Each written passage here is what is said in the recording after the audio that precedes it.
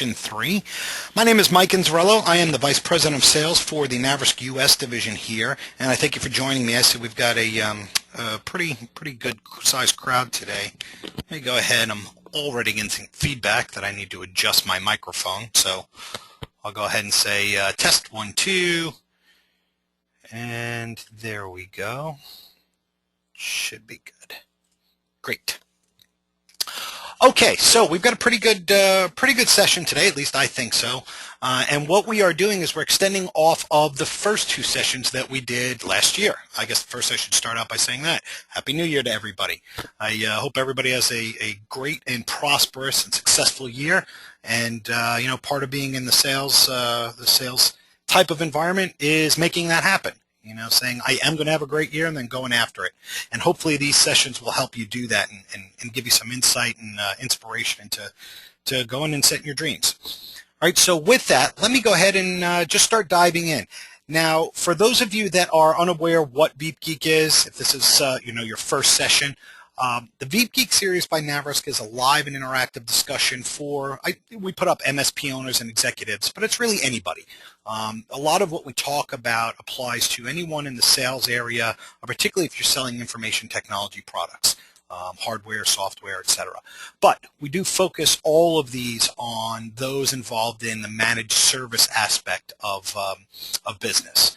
All right, so we present this typically with various industry experts. I actually had a special guest lined up for today. Unfortunately, they could not make it, so I'll be going solo and covering some of those things.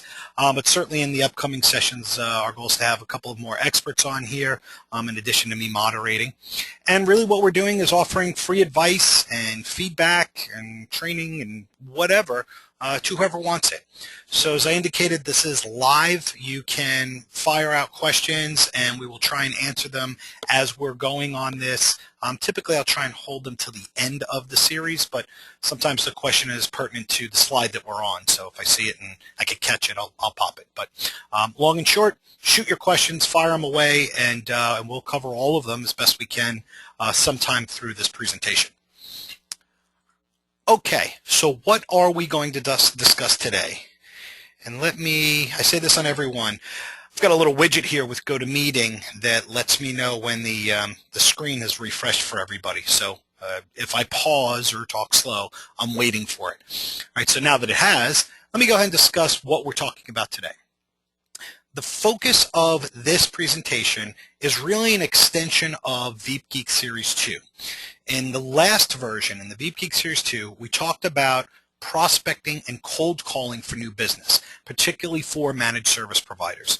And we gave some insight into, how you can cold call, how you could prospect, what you want to go after, and what the approach was and really the mindset was that you need to have.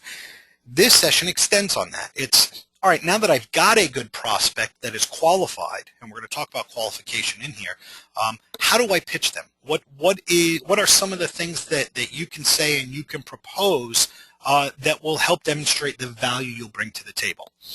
All right, so quick agenda. You've got a recap of the previous sessions. Just want to cover a couple of key elements there that we built this off of.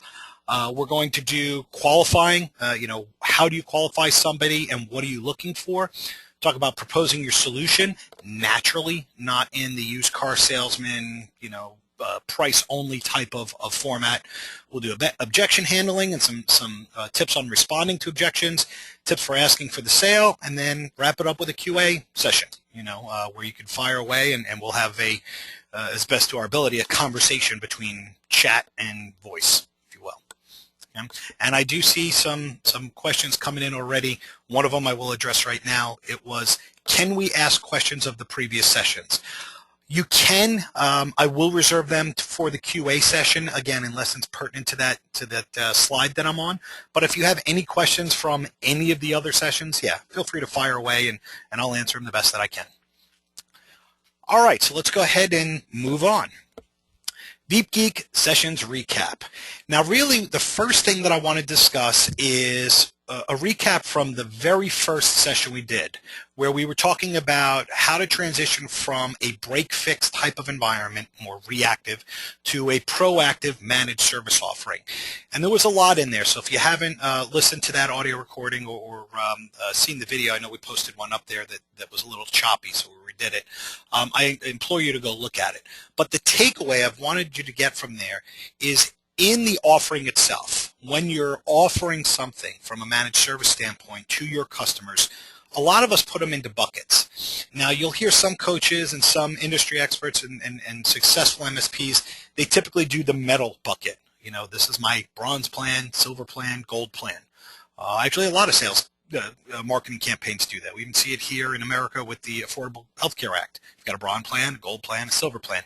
The problem with those plans, or the challenge, not the problem, the challenges with those plans are that your customers don't really know what they mean. All right. They know that maybe the gold plan is in between price, or at least they guess that it's in between price of your silver and your platinum plan. But aside from that, they have no idea what's in them. Right. So I challenge you to design programs or design service offerings that your customers can identify with. Right. And back in the first session, we talked about 3 different aspects: monitoring, maintenance, and management. In the sense that you might have a monitoring program where you're just throwing some agents out on the site or on your customer site, and the only thing you're doing is monitoring the changes, giving them a report, whether it's daily, weekly, monthly, etc., and letting them decide what they want to do. You're not doing any maintenance or any management. It's purely just knowledge-based information, right? And that's really the value to your customer, is the knowledge here. On the maintenance side, now you're doing some proactive stuff. You are patching. You are doing software updates and AV malware scans and things like that, and the general maintenance of the machine. Right? So the value that you're providing to your client at that point is reducing the risk. And I would argue reducing risk, reducing cost, reducing time. Right? But we'll say reducing the risk of the machine going down, the risk of employees being, having to sit there unproductively because they've got a virus or something. And then the management side of the house, you're doing full end-to-end support. So you are the help desk team. You are doing email and backup management, network domain discovery, managed security, and all of the other stuff, the good stuff, right? And really, that's where you're starting to drive reductions in cost. Your primary focus at that point is you are replacing the IT guy, or maybe supplementing the IT guy if you have a much larger shop, right? Either way, your goal is to save that customer money from manpower as well as downtime, risk mitigation, etc. Okay, but the point that I want to make here is that your service offering should be named or should be packaged in some way that your prospects identify with. And this, I'm not just saying use monitoring, maintenance, or management. We have a lot of successful partners that focus on healthcare, and so you'll see something like healthcare IT. Okay, well, it's vague, but at least I know if I'm a lawyer, I probably don't want healthcare IT. Right? I have an idea that that's not what I'm looking for. Right? So your service offering should be something your prospects identify with, and if you can, something that they can, they can relate to and they can understand what the general concept is. If you do bronze, silver, gold, that's kind of tough. If you do, plus, premium, and I don't know, something else, basic, yeah, that's kind of tough too. Okay. The second key takeaway that I want to kind of emphasize, and we covered this on both Veep Geek 1 and Veep Geek 2, is this. I can't stress this enough. You are the sales guy. A lot of MSP owners and salespeople and technicians, they always think, no, I'm the geek. I'm the consultant. But at the end of the day, if you don't take responsibility for generating the revenue for your company, nobody else will. So you are the sales guy. You are responsible for growing the business, feeding your family, feeding the families of your employees, and that happens by making the sale. Right? You have to be comfortable with that role. And in my conversations with MSP owners and various people in this industry, I find that the comfort isn't so much in the art of selling. It's literally, hey, I don't want to be considered a sales guy. It's got a bad moniker to it. Right? And if that's the case, fine.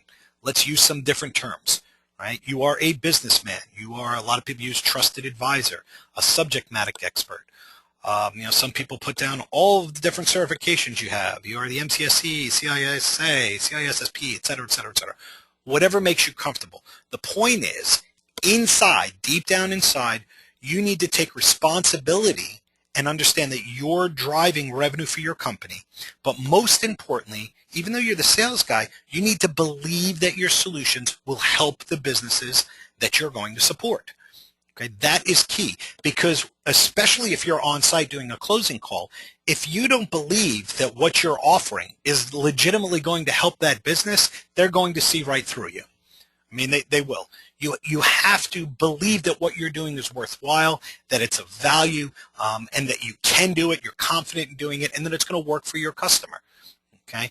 Believe it or not, that's selling. A lot of people say, well, no, that's just, being confident in the services I provide. Yeah, but that sales portion of it has to come out. All right, so those are really the key two takeaways I wanted to get into is remember that you're the sales guy and believe your solutions are of value. And then in your solution offering, think about how you position them. I've got a managed service agreement or managed service solution. Okay. All right, so let's dive in and start talking about some of the key elements for Veep Geek 3. And the first one, we're talking, playing off Veep Geek 2 or the last session, you were doing cold calling, and all right, maybe I've got 20 or 30 different calls that produced some fruit, and I've got some people that want to discuss what we have. Great. Now let's start qualifying them, because you might have 30 of them, but really what you want to identify are the people that you should be talking to that you can help. Okay? And one of the best ways to do that is really to boil it down into 3 criteria. And the first criteria that you have is who you're talking to has a need for what you offer. All right? So IT support, management, risk reduction, if you start hearing that type of verbiage used on a conversation when you're on the phone with them, okay, now you're in the same ballpark. They're speaking the same language of what you offer. Or maybe they need your technology or your expertise.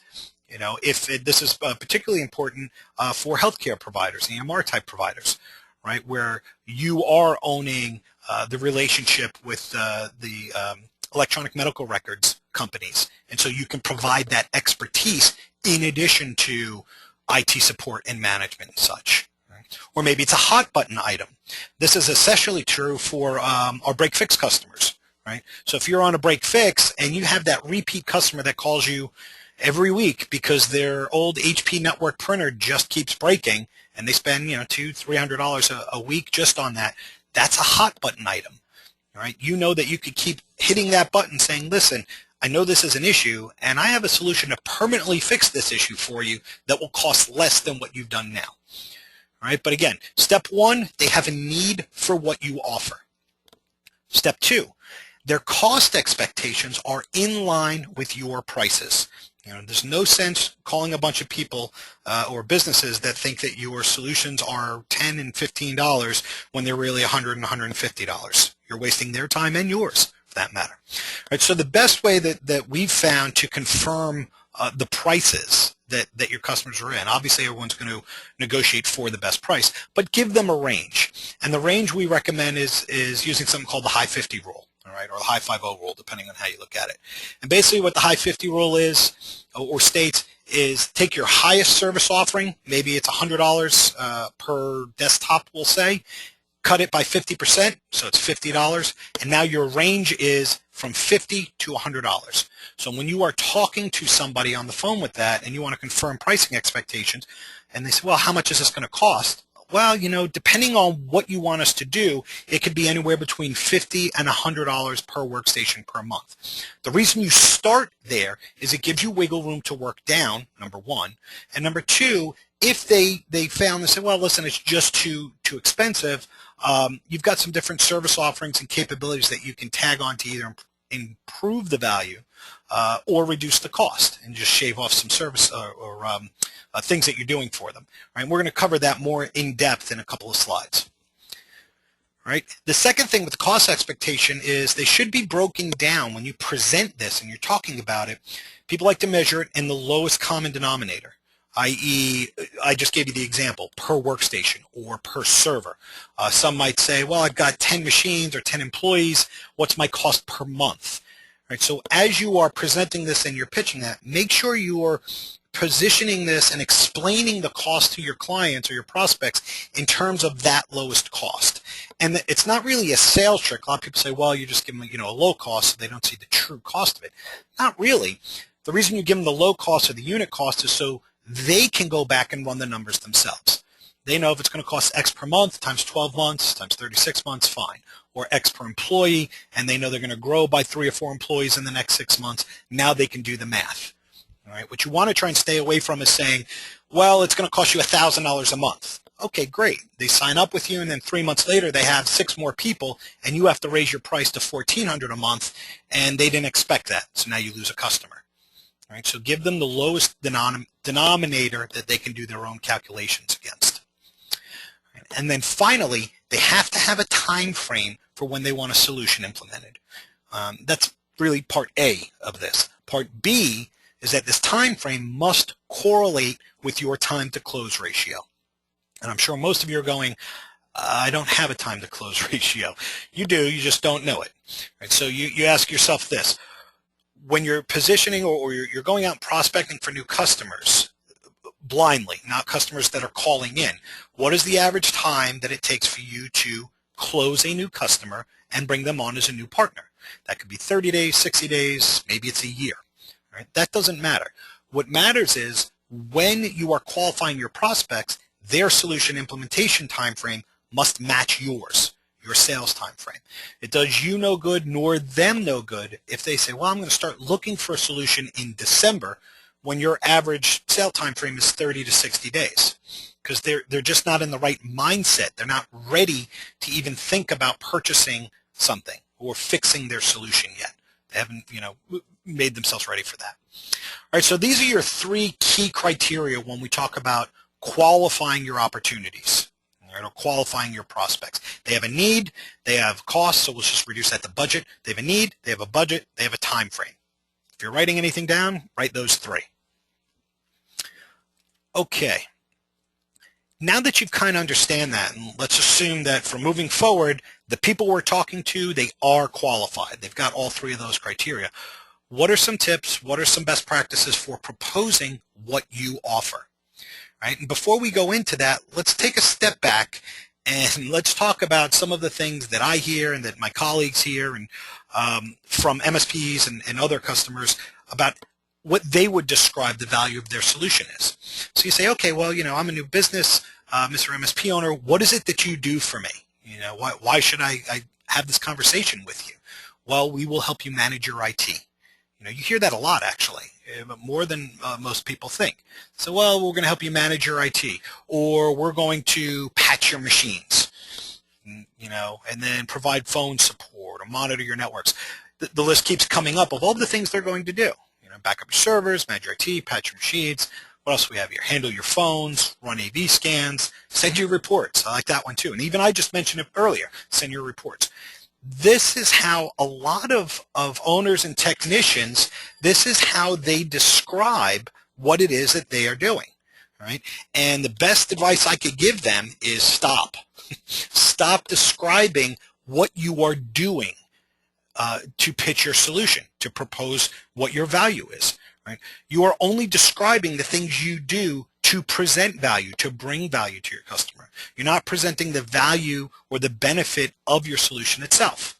Right? So, and one of the best ways to kind of consider this is when you tell a customer, well, we're going to send you reports once a week. They can turn around and ask you, well, what's the value of that? And then you're going to have to follow that up with whatever the value is. And same thing, I'm going to provide phone support. Well, what's the value of that?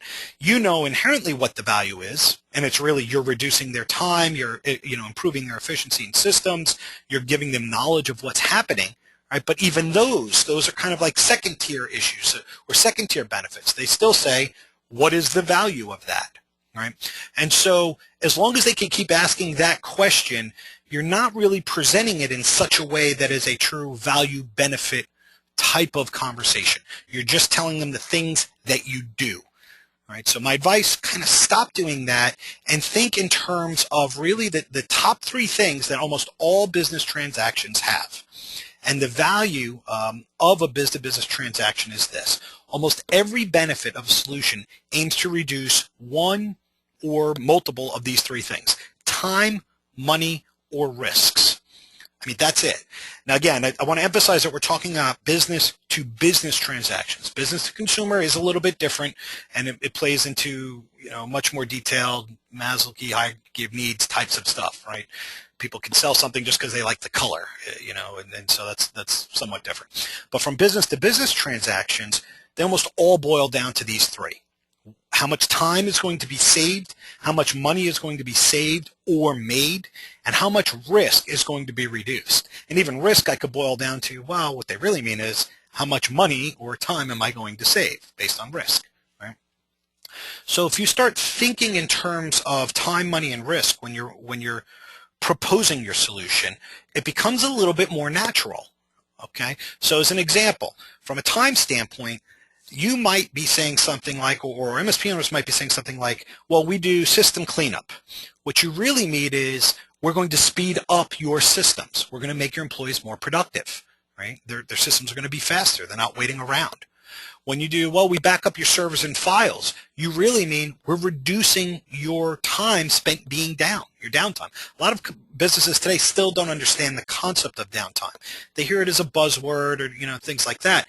But I guarantee you, those people, especially with this, this northern vortex, frozen vortex type of thing that we just got hit with in the Northeast, they know what downtime is.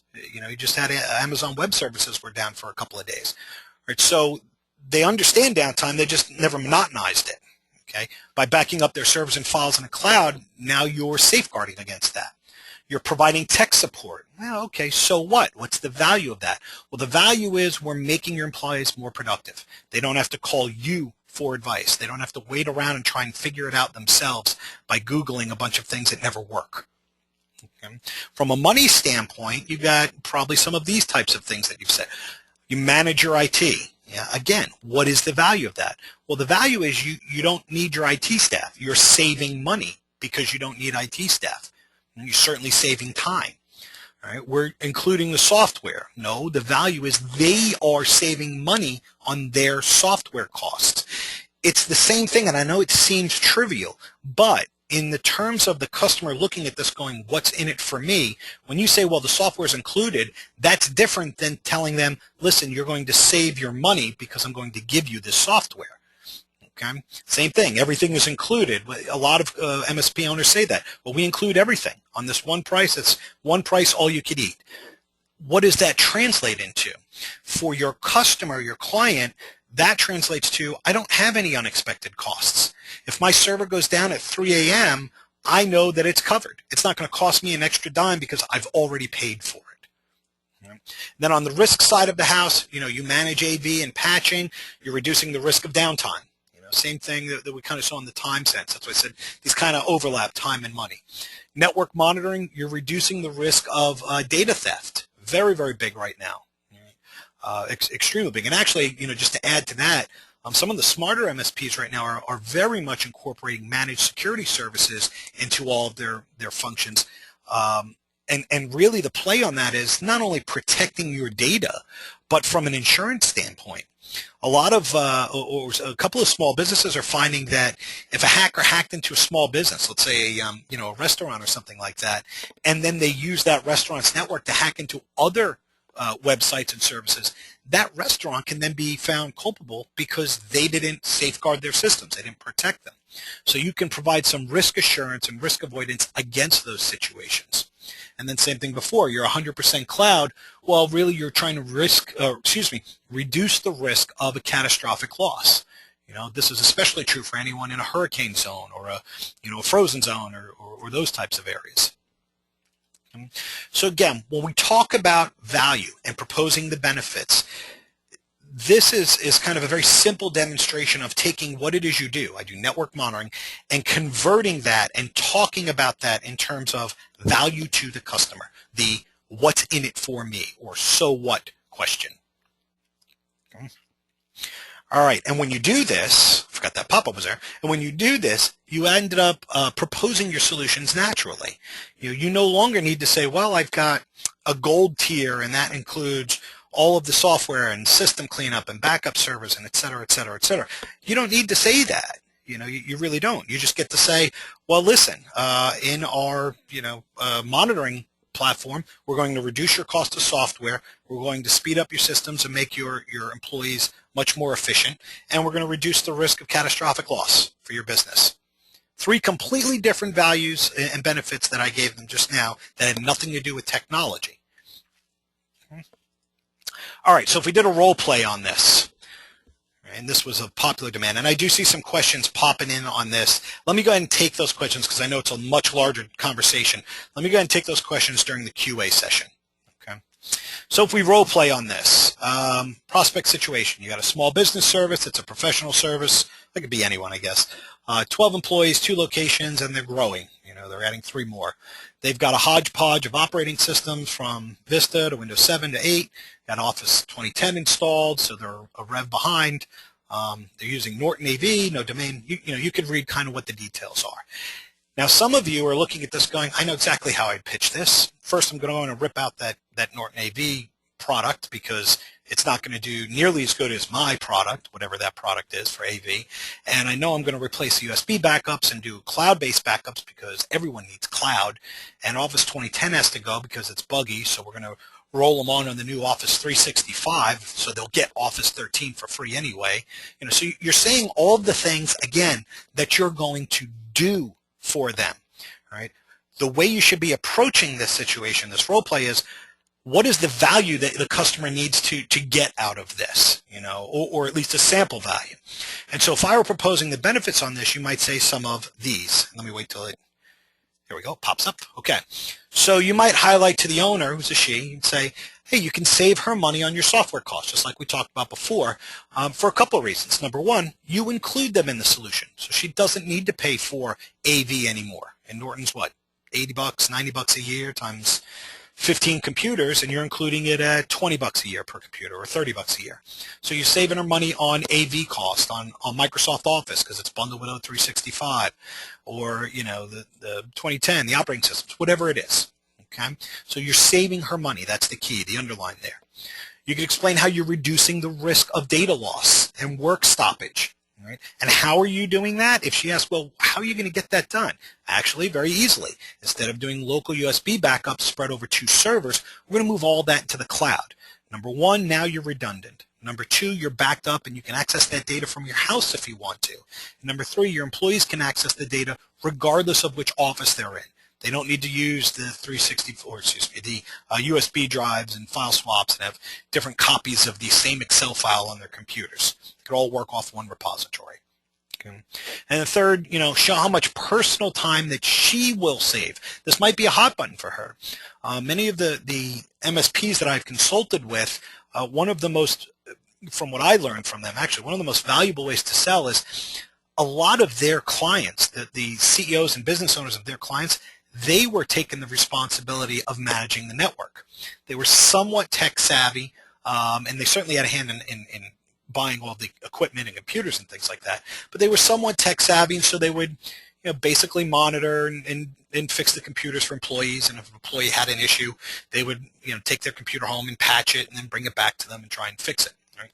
And so the more successful of them were showing how they would save that CEO or that owner time just on their day-to-day stuff. If they take that responsibility and say, well, all right, we're going to shave all of that, going to make you much more productive so that you can run your business and grow your business. Let us do what we do best, which is supporting and maintaining your employees and all of your technology and all of your equipment. All right. So again, it's different. What you're showing them are the benefits that they are going to receive, that they are going to realize by partnering with you. You are not showing them, or I guess more to the point, telling them all of the things you will do for them. Okay, very, very key difference between the two. And I think in my experience with sales, I've been doing this for over 15 years. In my experience, the very good salespeople, the solution selling type of people, this is how they sell. They sell the benefits of what they are proposing, and they they legitimately believe that they are benefits and they're going to help their clients. So it exudes right out of them. It bleeds them, that, hey, I know I can help you. I know it. And here's how I can do it. And when they say, well, how are you going to do that? Then they're ready with a list of all of the checks and balances and things that are going to do it. That's when you bring out that list. Okay. So again, I do see some questions. We'll handle them when they come up.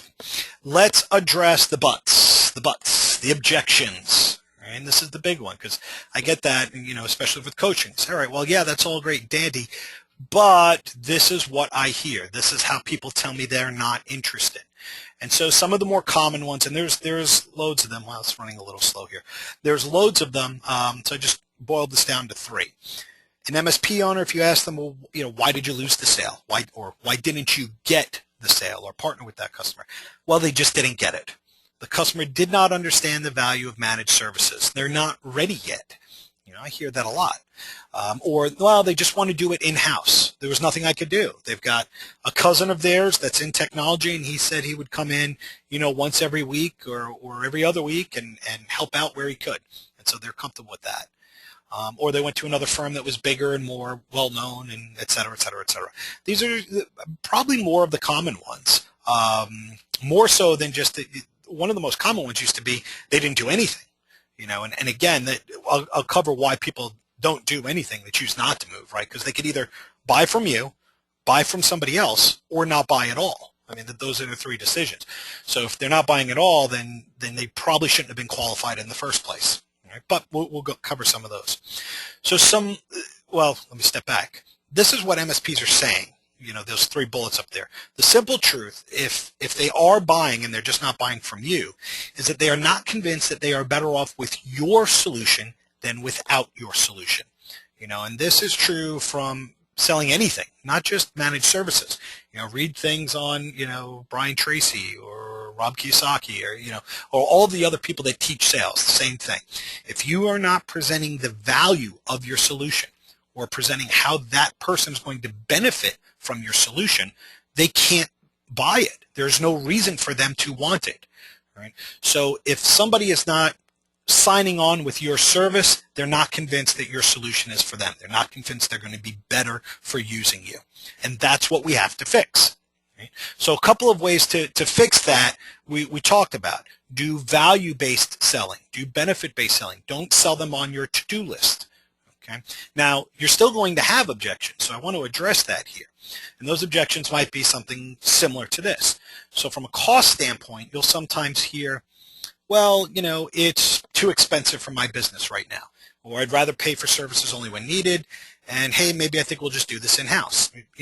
Maybe there was some legitimacy that your cousin Dave is coming over and he's going to manage your network. Here are some strategies to get around that. And what I mean by getting around that is, look, there is no quick answer that's going to say, oh, that objection is solved. I'm done. Here, sign here. There's no such thing. When somebody objects, it's quite reasonably, like I said before, they just are not comfortable. They don't believe that the value you're presenting is for them or is valuable to them.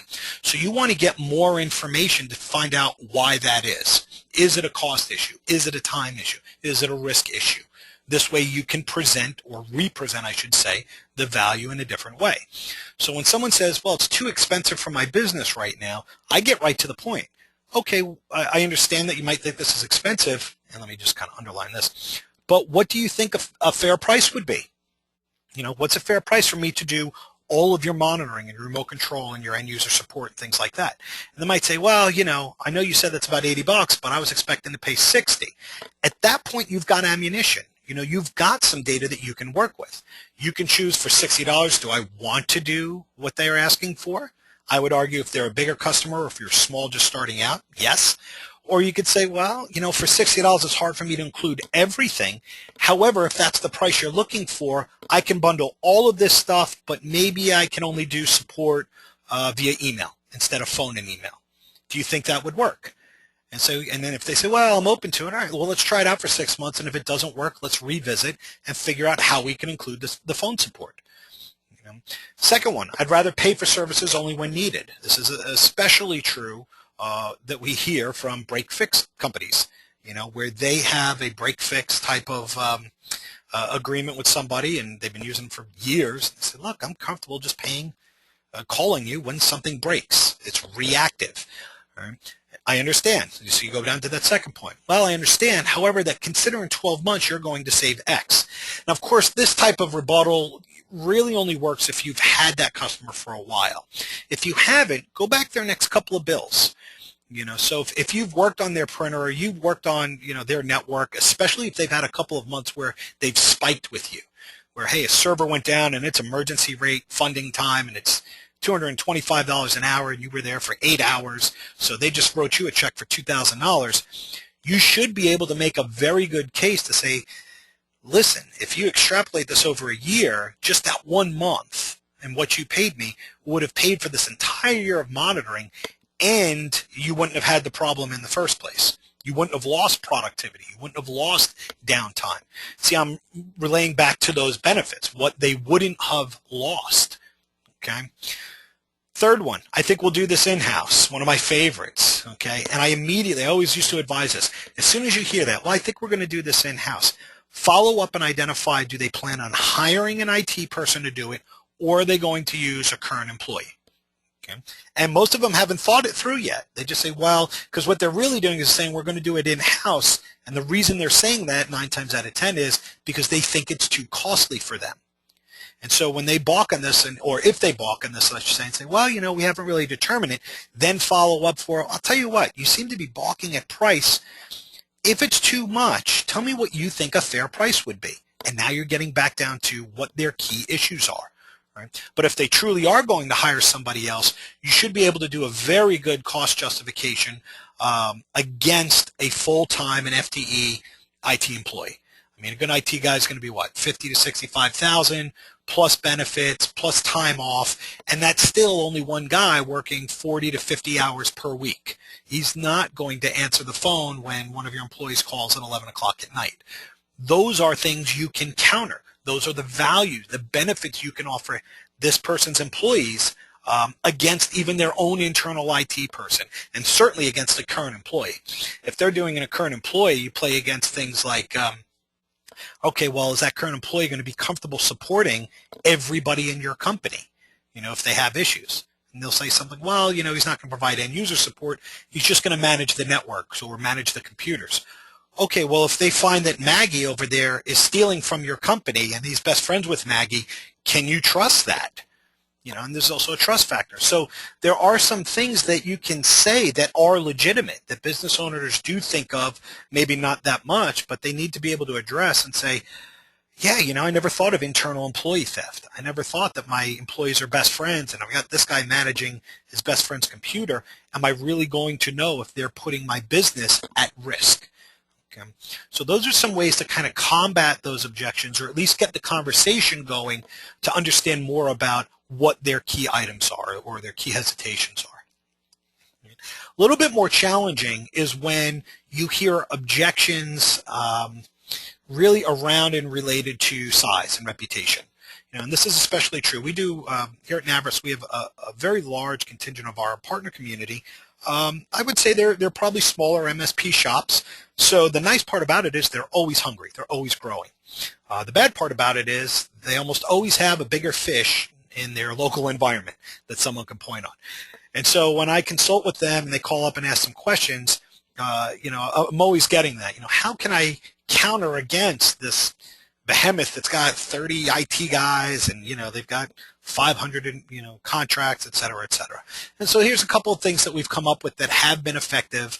The short answer is you just got to keep on the grind. No company, none at all, started big.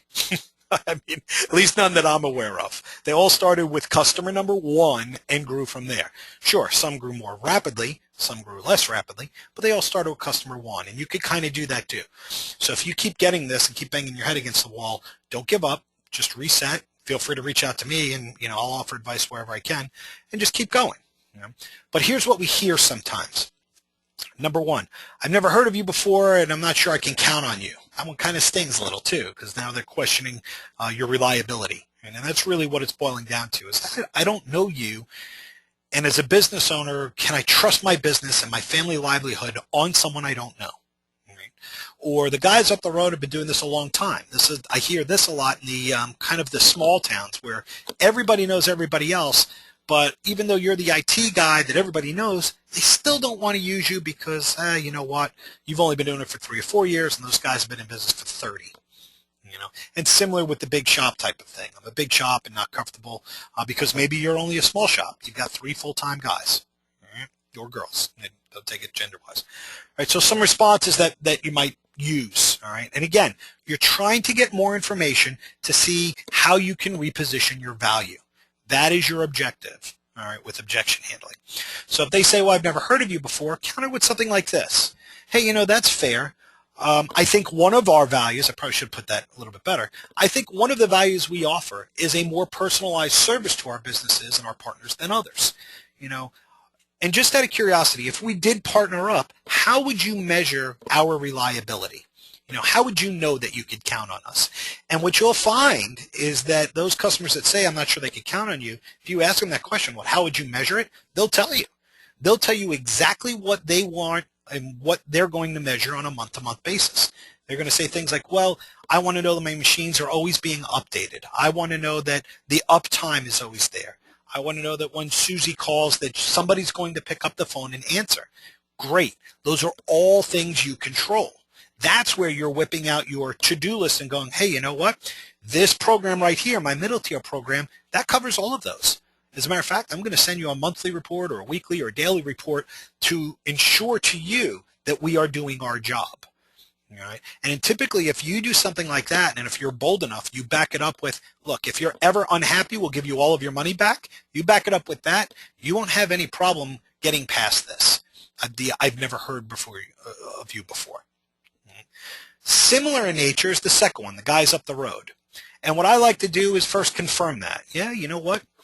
Those guys have been around a while. They know everything. And then I'll say something humorous, which is a little kick, especially if they've been around for like 30 years. I'll say something like, yeah, they've been around for 30 years. And you know what? If you were running mainframes in your environment, this is who I would recommend. And then everyone gets a chuckle, and some people go, well, what's a mainframe? And you just kind of roll your eyes. But the point is, verify, yes, I know they're well known. What you want to get out of that is, since that is in their mind, they're already thinking about what that guy's been doing that's up the road. Find out what it is that they like about that.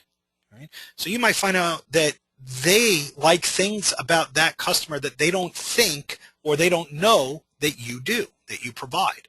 And this is an opportunity for you to learn about that and then counter and say, well, if you look at our third tier, we do all of those things, but we also do this. They do, silly example that I heard recently, they do VoIP in-house. So they manage their own VoIP system, and then they install a VoIP controller. It's at your site, things like that. What we do is we piggyback off of things like Rig Central. So we can provide voice over IP no matter where you are. And so the value to you and your employees is, hey, you want to take a call that's going to your desk and now it has to route and follow that employee to their cell phone? We handle that for you. It's already built in. So little things that you can do to find out what they like about your competition, and then what can you do to overcome that. Third one, we're a big shop and I'm not comfortable. Now this is probably one of the harder ones to deal with, but it's the fact of the matter. The fact of the matter is most MSPs, I would say probably about 85%, and I know there have been some studies out there with some different guys much smarter than I am on what is the average size shop of an MSP. I would say most of them are probably between 3 and 10 employees, depending on it. And you think about that. You say, wow, a 10-employee MSP shop, that's a pretty good-sized shop. Yeah, but when you're a 100 or 250 employee hospital, a 10-employee shop doesn't look that big. And certainly a 3-employee shop doesn't. So it's just kind of a different take. It's all about the perception of it.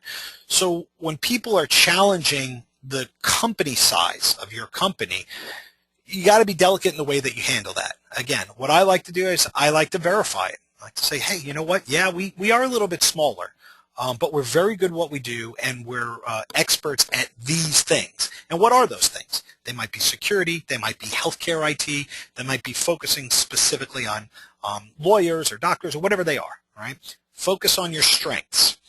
And then verify. Yeah, as you see here, some of our clients had said similar things, And we have a lot of experience overcoming this. And, rather than me tell you all of those things, what I would rather do is put you in touch with one of my current customers or partners and let you ask them anything you want. All right. And then once you dangle that and offer that out, make sure that if they got that and they heard what they wanted to, that it would help allay their worries, that they wouldn't say at that point, okay, you know what, maybe I am comfortable, moving forward with you. Okay. So, of course, the catch here is you're playing off of a reference, and a lot of the big shops don't have reference accounts. So that's something that you need to think about and really kind of understand. And if you don't have referral customers, there are some other options that you can do. And in particular, one of the more common ways is, okay, well, let me manage your network for free for a couple of weeks. And then I won't touch anything, server-wise. Just give me 5 of your employees, and they'll speak to the experience alone. What you're really building is referrals internally to their company when you're doing it that way, right? But a referral nonetheless. Right, so those are some of the better ways or some of the creative ways, I should say, that you might think about using to do objection handling against size and reputation. Okay, asking for the sale. This is usually, I don't want to say one of the harder things for a technical salesperson to do, but they overlook certain things. And one of the key things that I keep seeing with all the coaching I've done is that technical people will not stop talking. They will not stop talking about everything that they are going to do for their customer as opposed to the value, right? I'm hoping when you guys start talking about value that you're always talking value, but you learn when to stop talking and start asking for the business. And so some tips that we kind of put together. Listen for the buying signals. You can be dead on in the middle of a conversation, and when you're showing and presenting up on a screen or something, and you hear somebody in the room go, I like that you do X, or, I'm surprised. I didn't know that you guys do that too. Seize on that. Wow, why do you like that? And they're going to tell you why. They're going to say, well, I like that you do AV because, or AV scanning and automatic updating because, I keep getting hit with virus and malware and I just don't know how to eliminate it. Well, you can turn that right into a buying thing. Yeah, we do that and that's part of our managed service. And I'll tell you what, if everything that you see looks good, we're ready to start right now. I'd rather stop the presentation and go start working on your machine right today. Maybe it's a little aggressive, but you start to get the idea. You can turn this into, when you hear that, your buy signals, turn them into, hey, we can fix this right now. This especially plays into that second bullet right there, against hot button issues. All right? When you hear the hot button issue, and it was Brian Tracy that kind of came up with, what are my hot buttons? For those of you who have ever taken his courses or have never taken his courses, I highly recommend them. Go grab the tapes or CDs, look for them on YouTube or something.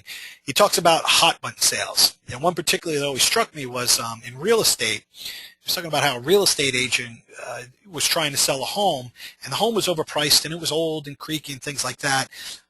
But the husband and wife that were there, the wife, the only thing she could see throughout every window pane in the house was this cherry tree or oak tree or something like that in the backyard. And it reminded her of her childhood past. So as they were going through it, that was the only thing that she kept kind of in her mind. And so the sales agent would mention that cherry tree and the wonderful view of the cherry tree throughout every room they were in, rather than, and basically overcoming all the objections that the husband had about, well, listen, I got to fix the stair or do this or do that. The key is, and I know I probably murdered the actual idea of what Mr. Tracy was trying to do, so I apologize in advance. But the key is find out what the key or what the major issues are for that customer. And you're going to do this anyway when you do your prospecting call that we talked about in session 2, and certainly in your qualification. But the real, in my experience, the real hot button items come out when you're presenting your solution. Because when it's in front of them and you're going, well, these are all the things I'm going to do for you, you're going to see their eyes either kind of gloss over and go, okay. That's an indication to you that you're not really extolling the value of what you're bringing to the table. You could say things like, well, we're also going to manage all of your toner issues and your printers. Oh, and by the way, if your printer ever breaks or goes down, we're going to have a replacement here in the next same day or next day by morning. And you might see their eyebrows spike up. Take advantage of that. Hey, yeah, I noticed that you raised your eyebrows. Has been an issue for you before. Yeah, you know what? Actually, two of our printers are down right now. Really? Move into the sale. Well, let me tell you, those are the types of things you could play off. I mean, probably a printer is a little bit too much, but certainly security, certainly AV, anti-malware, patching. Anyone that's in a high growth mode, they have to accommodate for getting new computers in. And as you guys are aware now, all the computers coming in that are Wintel are going to be Windows 8. So now they got to think about how do I support this, if they're an owner operator, how are they supporting people that have Windows 8, Windows 7, Windows 7 Pro, Windows Vista, Windows XP, whatever they all are. I mean, a lot of restaurants still have Windows XP, So there's a lot of different things that you can address there. Okay. From a sales standpoint, use positive phrases. And I can't really stress this enough. We talked about this in session 2. This goes into a much larger ideal of we offer tips of things like smile when you're on the phone. People can hear a smile on the phone. They can hear a frown. They can hear a smile. Very simple. Use positive phrases that highlight the partnership that you want to explore with them, not the sale. Okay? So you say things like, hey, when should we move forward? I'm using we, not when are you ready to move forward? When should I call you? You don't want to say those things because it's creating a distinction point between you and the customer. You guys are partners, ideally. I mean, you are going to be their IT team, their IT staff, and you have to think of it that way. So you say, hey, when should we move forward? Or now the second line, now that we understand the needs of each other better, should we start this weekend or next? Which is more convenient for you? I'm ready to go right now. I can end this meeting and start right now. I'll take your word for it that you're going to pay me. But I'd rather get you set up and ready to go right now. You'd be surprised with that. It comes across as aggressive, but for a small business, and I've had personal experience with this, for a small business that it has issues and has challenges with IT, if they see enough of what they need to during a presentation and you're ready to stop the presentation and immediately start fixing their problems under the trust factor that, listen, I'll fix all these issues and I know that I'll just bill you later and I'll bill you on what we discussed right here. $40 per computer per month or whatever that is, you'll get the deal. I mean, especially if they really need it and you've sold them on that, right? When you hear things like, the value proposition, you're done pitching and you ask people, a lot of people say, okay, well, now that I present everything, what do you think? I used to hear that time and again from MSP owners that I would do kind of some trips with. Well, what do you think? Do you think these services are great? Do you think it'll work for you? Things like that. Even myself, I get caught saying that in my own negotiations. When people go back and say, well, I want to think about it, or I want to talk it over for a partner, ask them what it is that they need. What information do they need to help them make a decision? Because again, somehow in their decision tree in their mind, you have not convinced them that the value you're bringing to the table is worth it. So ask them. When someone says, well, I'd like to talk it over with a partner. Great. I think that's a great idea. What information can I provide you to give to your partner? Ask them flat out. They say, well, I think I've got everything I need. Okay, so you understand the service offering? Yeah. Okay, well, just to confirm, if he asks you what the 3 key things I'm going to bring to the table are, what would you tell him? Ask that and see if they were paying attention. See if, well, you're going to save, if they say, well, you're going to save us time, money, and reduce our risks, okay, great. I'm going to follow up with you in 2 days and see what he said. If they say something like, well, I know you're going to patch my machines and do AV and fix my printers, they're probably not really getting it, or you're not presenting it correctly, or at least effectively, we'll say. Not correctly, effectively. Right? And finally, when all else fails, if you're just at a stand going there like, listen, I just don't know. I'm not sold yet, things like that. Just ask them flat out. And don't ever be afraid to ask this. How might I earn your business? Ask them that. What is it going to take? Again, I love reference to Brian Tracy. He used to say, listen, ask the most powerful question. If there were anything that would ever get you to buy this product, what would it be? That's how he used to position it, or how he used to tell people. I simplify it by saying, just ask, how might you earn their business? What is it that you need to do? And it might be completely wildly insane for them to ask what they're asking. Maybe they want breakfast every morning and you've got to do a managed breakfast agreement. I don't know. All right, but at least this is giving you the knowledge and the capability or the information that you need to really position this better and show the value of it.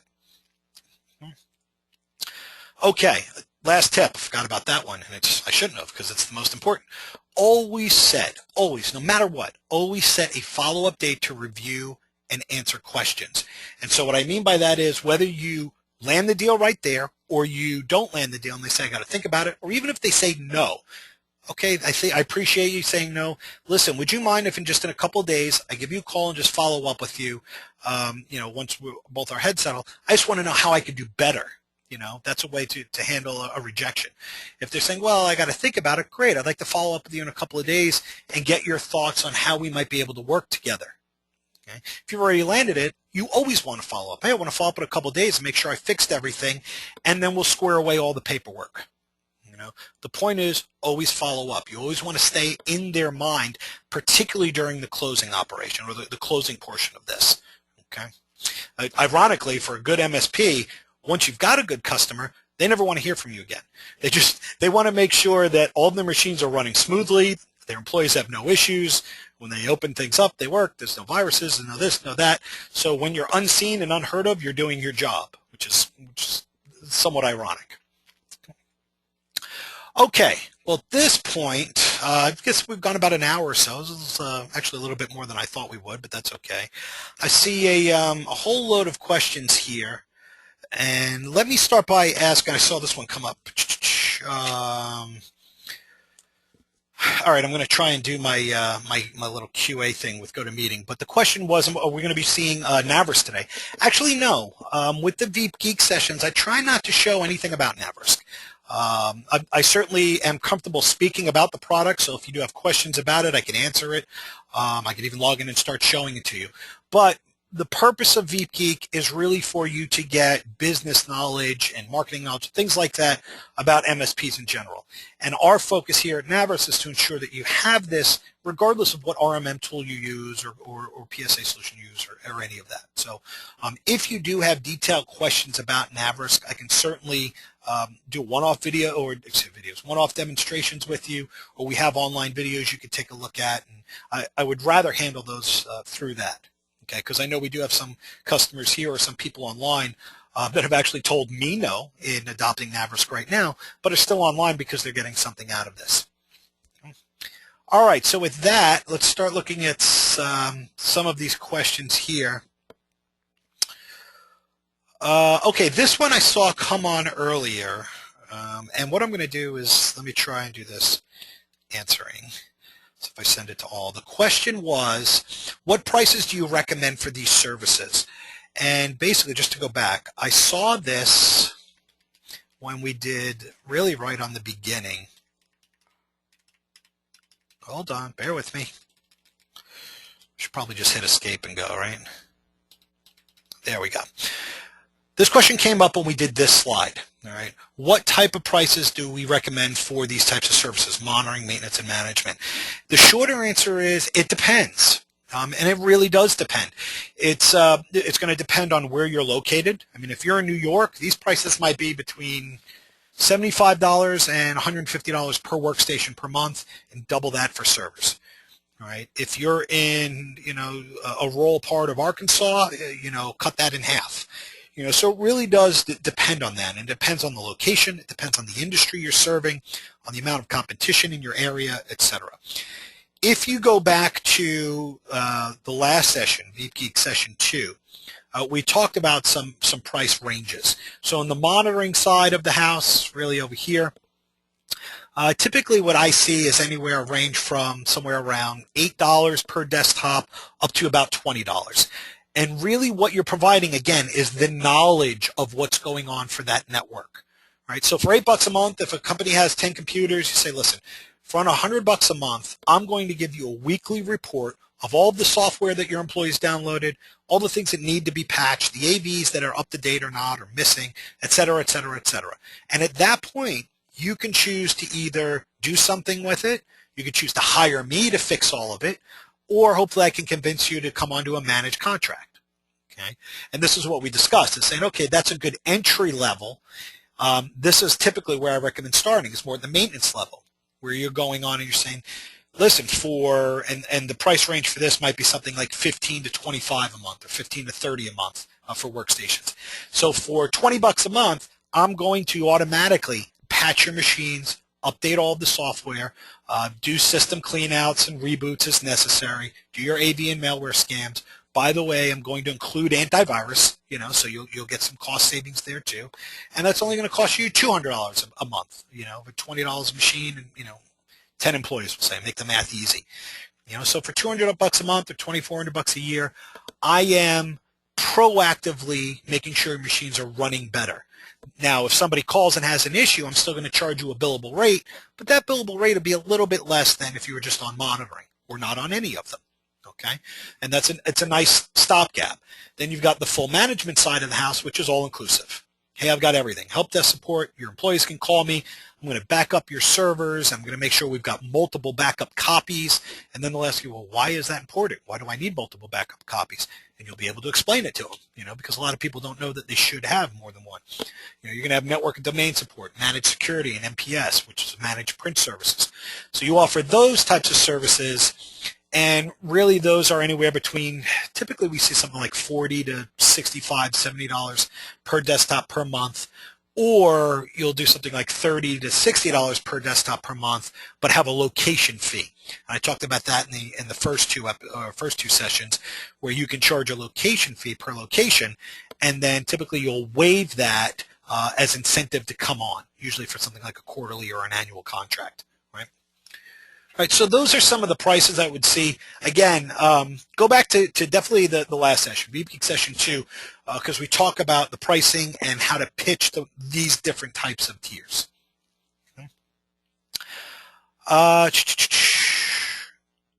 Here's and just kind of feeding right into this. Let me just say answering, so I got to answer it in order to be able to send it to everybody. The question is, in your role play, how did you get that client in the first place? Well, I prospected for it. I hate to say go back to session 2, but let's just talk it through. So in the prospecting section, we talked about, identifying a list, finding out who your target market is going to be. Let me get to there we go. Good. So who your target market was going to be, and then calling and trying to earn business and not earn business, excuse me, trying to attract customers. This session's about earning their business, right? So in trying to attract customers, there are a couple of approaches to this, and it's actually a very good question, because I had a very good amount of follow-up from the Veep Geek session 2 on prospecting, and some of the questions were, well, where do you get your new customers? In the first session of Veep Geek, we talked about something called, I got the exact term, basically I don't want to say network sales marketing. It's similar to that, but doing pro bono work for real social networks, not Facebook, not Twitter, real social networks, as in the Lions Club or the Elks Lodge or my community church. Okay, so if you provide discount or free IT services, maybe let's turn this around. Let's say you've got just your monitoring program, and you're going to monitor a dozen different applications and things like that, and usually charge $8 to $10 per workstation per month. Go to a local community and a local social club and say, listen, I want to do this for free. I'll do it for all of your machines in this site. You've got 10, 15, 20, whatever it is, 5. I'll do it for free. I'll completely manage it. I'll even, throw in the antivirus software and things like that. All I ask is that I get a quarter-page ad and a monthly newsletter, or that you allow me to present to your clients 1 or 2 times a year, and I'm going to present some things where I can help their businesses. Number one, it's an excellent way to identify and attract business owners, because a lot of business owners are philanthropic. They're going to join those organizations and try and give back to their community. Right? You'd be surprised how many do that. Right? And if you're providing for their organization for free, and all of a sudden they're in need of, hey, I've got some questions on IT, or hey, who's that guy that runs the Elks Lodge, or who's that guy that's supporting our community church? Maybe I'll give him a call. Now it's starting to set that up. And secondly, from the prospecting list, it gives you, I don't want to say an in, but you have a much easier way of relating with the person you're calling. One of the negotiations you might work out with the social community is, listen, I'll do this for free, but what I'd like to do is be able to contact your members and let them know the job I'm doing for you. Position that way. Not let them know I'm going to cold call you. I mean, that's really the goal. But there's nothing wrong with you saying, listen, I'm currently managing the this club's network, and I know you're on a club roster, and I know you have a small business. I want to know if you might be open to a conversation on how I might be able to help you save some time, reduce some costs, and certainly eliminate some of the risks you have. It should only take about 15 minutes, and I'll tell you what, I'll meet you right up at the road at the Elks Lodge. We'll discuss it there over a cup of coffee. You'd be surprised how many people you'd be able to get using that type of campaign. The second thing it does is, before we were talking about objection handling when it came to, the guy that says, well, listen, I don't know if I can trust that you're only a three-man shop. Everybody said, well, you could counter with a reference, but some of you don't have references. If you're offering your solutions free to some of these social networks, ask them to be referral accounts for you. Hey, listen, I'll do this, but what I really would like is that if I get to a point where people question our value, question if we can do the job, if I'm doing it right, you'll stand up and say, hey, yes, this guy's doing a great job. Here's what he's doing, and here's how he's helped our community. So ask and get that referral, it built into your agreement with them. And it ends up being, to quote Stephen Covey, it's a win-win for really everybody. Right?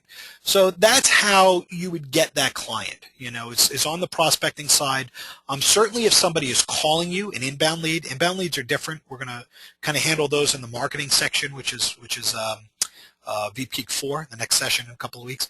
But inbound leads, yeah, then you would certainly pitch this, but you would pitch it differently.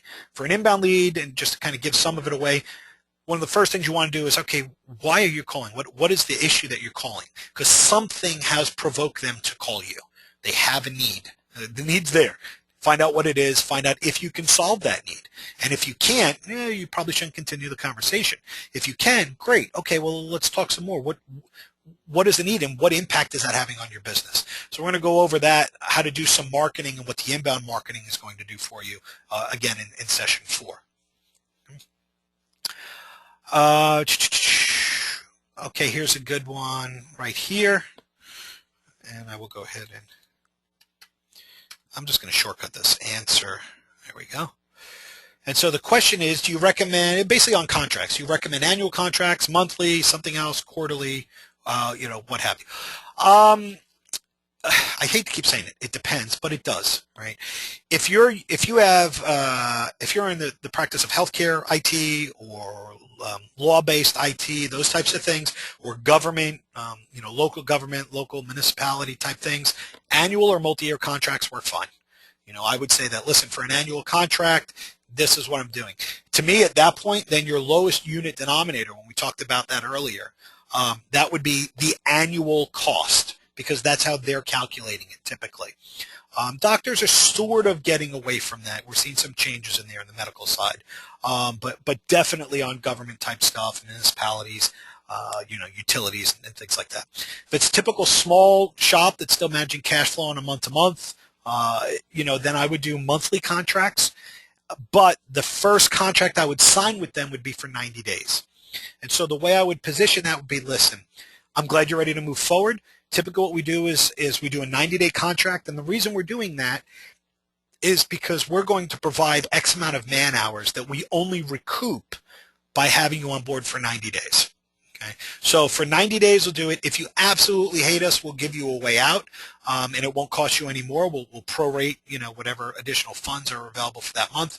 You're still going to pay month to month. We just want to lock you in for 90 days. After that, it's month to month. If we don't do our job, you fire us, and we're gone that month. Naverisk operates very much the same way, actually. We do a month-to-month contract, and then what we do is, if you want to do an annual contract, we give you a discount off of the service, off the software. And this is in addition to whatever discount you already have, as far as the promotions that are running. Right? So I would entertain that you do something similar to that. Start off maybe on quarterly contract. If they balk at that, go down to monthly. If they're fine with quarterly, give them an incentive to do a full year up front, because that's cash flow for you to be able to hire and grow your business.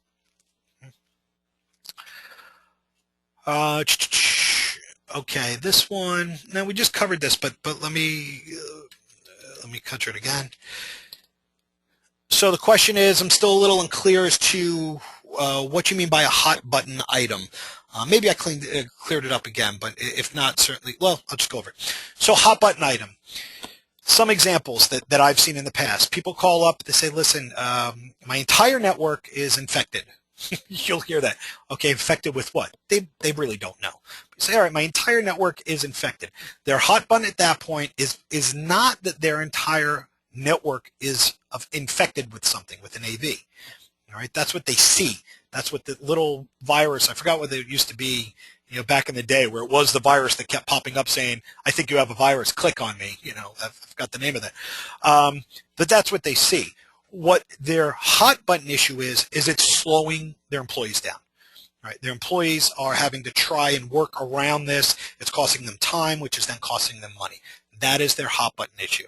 Right? So you're going to go in there and you can say, listen, I can fix this, but the value proposition you should be pitching is, yeah, I could fix this, but listen, what you really want to do is you want to prevent this from happening again. You don't want this to keep coming up. Just for that, I would recommend our maintenance contract. I don't think we could do full managed stuff. There's no need, but just by me taking care of all of your antivirus and patching and things, that's going to clear up 98% of this stuff. And then if you do need to call me, rather than me charge you the $150 emergency rate, I'll bill you at $90 an hour, or whatever that rate is. Okay, but understanding what is really their hot button, what is their hot item, is not usually what they're calling in and reporting on. Okay, it's not that their printer is down. It is, damn, I wasn't able to get my marketing information out because my printer was down. Okay, they just lost money because they had to send all of their marketing stuff to a printer company. All right. Now and the reason I say that, it seems kind of trivial, the difference, but it's really not. If you think that their issue is their printer is down, when you go and fix it, you think you've just fixed their issue. And if you think it, that's what they're going to think. That's not the issue. The issue is maintaining the printer. The issue is, I don't want the printer to go down. I don't want my network to be infected. That's the value you want to, that's what you want to do, is say, all right, I'm going to offer maintenance and management programs so you don't experience this again, so that you don't lose money. You don't have to go to a new printer, et cetera, et cetera. Okay. So that's really what, when I was talking about the hot button item before on different ways to position and talk about those things, that's what I was referring to. What if you have no reference accounts? Saw that one. I kind of covered that already. Again, try and use some social networks, use family. Just start offering your services for free underneath the guise that, hey, or at a very big discount even, that, listen, if I do my job well, you'll provide a referral. A lot of MSPs actually just to, and let me answer that real quick. Answer this way you guys see it. A lot of people will put testimonials and referrals and things like that right there on their website, and that's great. I mean, if you have a customer that's willing to publicly say, use this guy, this is who I use, I recommend them, and even better, if you have any questions, here's my contact info, call me. Put that out there as loud as you can. Put that on your website. That should be printed in product slicks that you're handing out to people.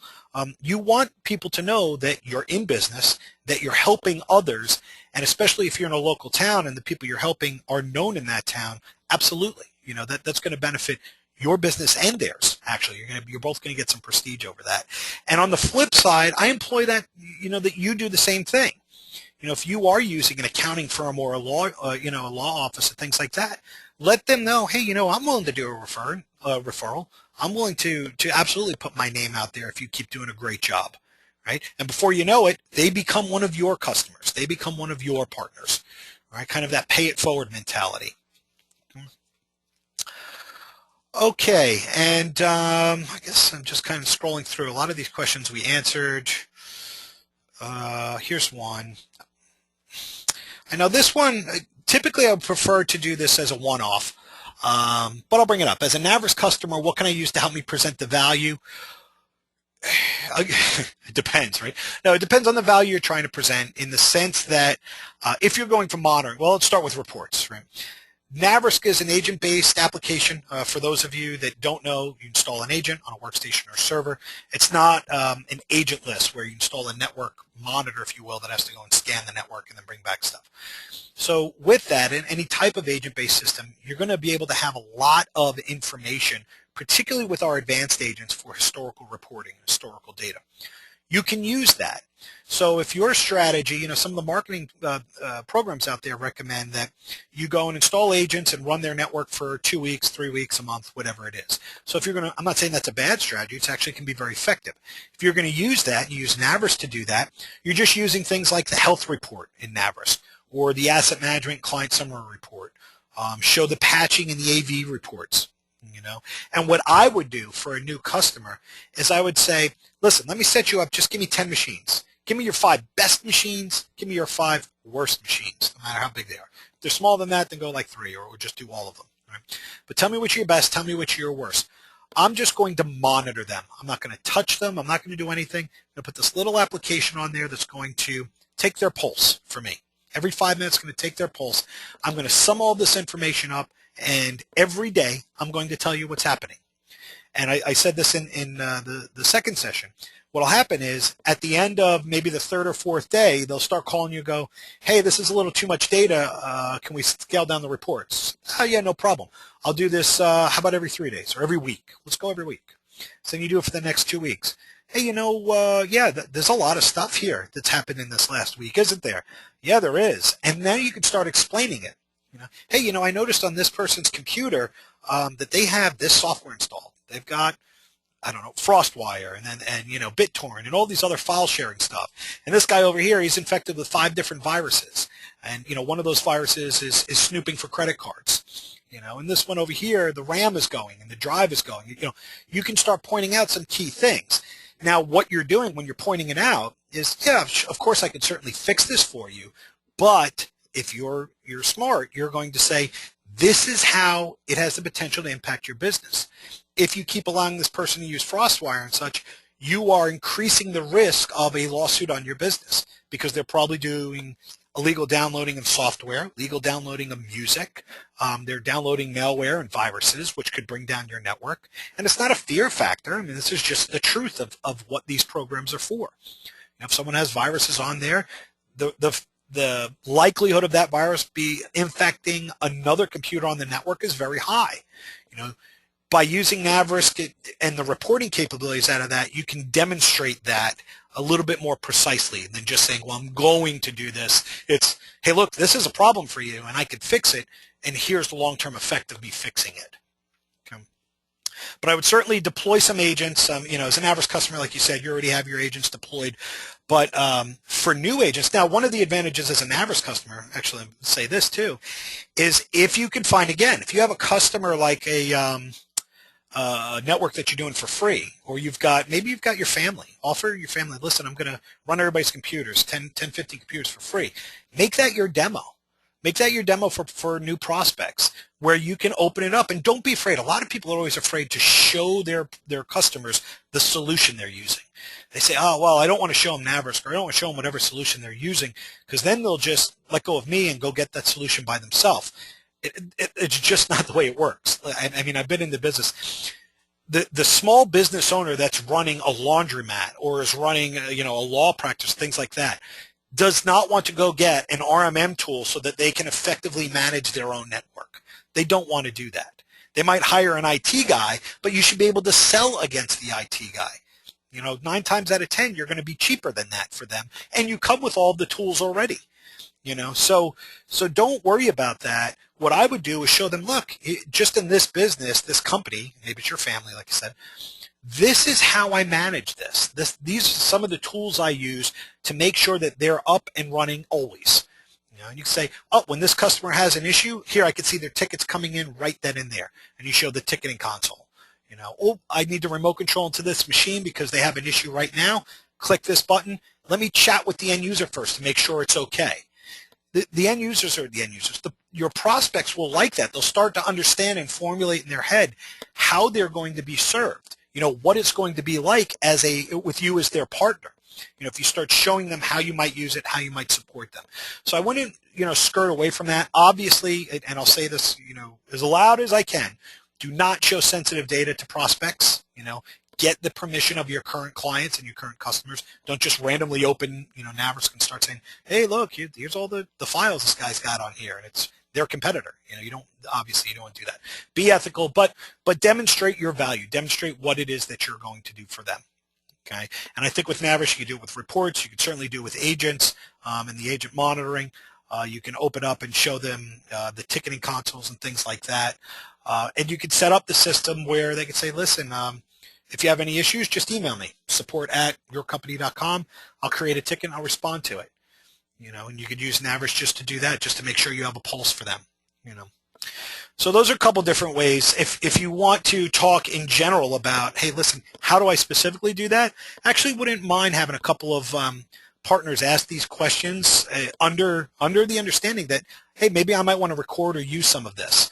I think that would be of value to the general community, in that if we could find a way for you to use Naverisk to prospect better, let's certainly hash it out, see what we could do, and then share that with every other, all the other people using Naverisk as well. I promise there's enough business to go around. You're not going to overlap each other. Okay. All right. Well, with that, I think just kind of let me look through this question list. I think that we've answered just about all of them. Like I said, there were a couple that overlapped here. When's the next session? You're about 2 weeks away. I don't know the exact date, but typically do every 2 or 3 weeks on the Wednesday at 7 o'clock.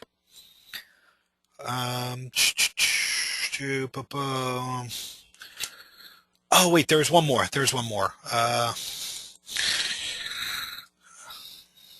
Okay, yeah. Can you tell me about the new release? Yeah, we had a recent release last week. It's R3. A lot of the specifications are out on the website, so go to naverisk.com and you'll see them out there, the roadmap and the feature release, things like that. Major improvements to ticketing. So all tickets have workflow capabilities now.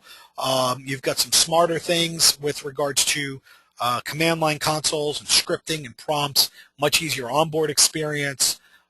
Smoother graphical user interface. So those are some of the key changes or improvements that we've made to the system. Again, I don't want this to really be a Naverisk feature discussion.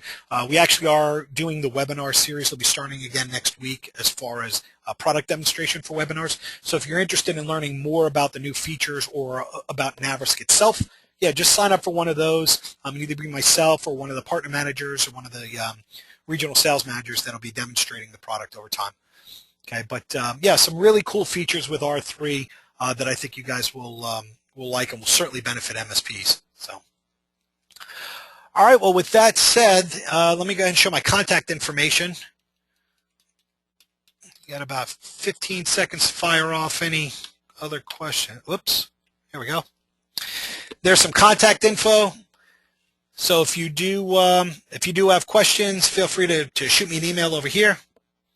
You give us a call. You can check out our website. It's at naverisk.com or naverisk.usa.com, depending on where you're at. And then we'll help you out best we can. Until then, I really do thank everybody for their time. I don't see any more questions coming in. So thank everybody for your time. And again, I wish you guys a prosperous new year. And I look forward to seeing you on Veep Geek Session 4. Thanks a lot. Have a great evening. Bye.